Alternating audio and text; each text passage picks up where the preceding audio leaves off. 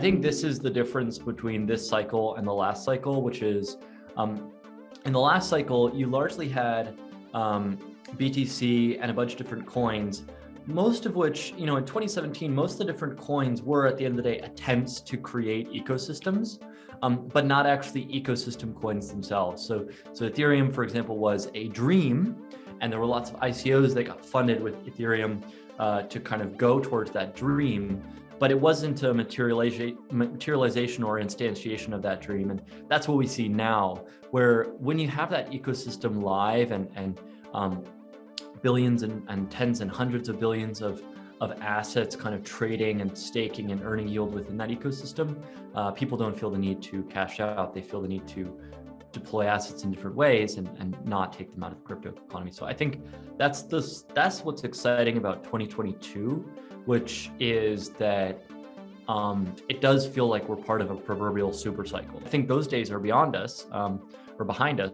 but the next period of time is going to be all around, there will be some very big outperforming projects, and the whole space is going to keep growing incredibly astonishing clip.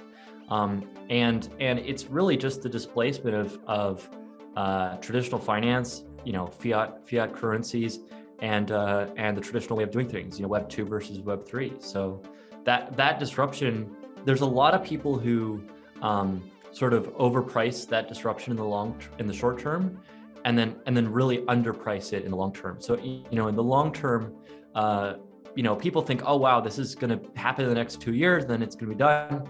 Look, I've been in crypto for 9 years. It hasn't slowed down at all. It hasn't stopped. It's unabated.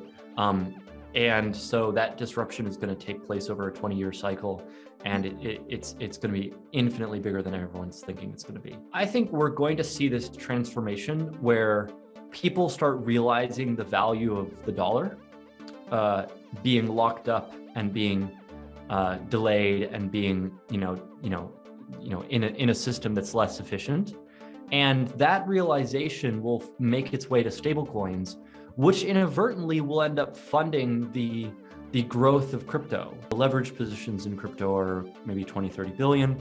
The crypto market is around 3 trillion. So it's kind of 1%. And you compare that to equities in any sort of traditional industries, and it's much higher, 25%, 50%, et cetera.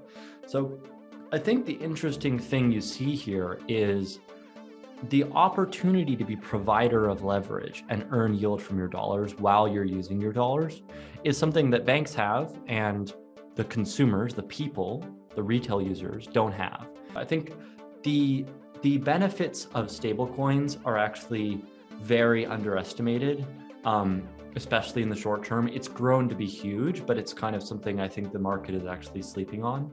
And we've seen that, with FlexUSD. It's just been completely transformative for us this year.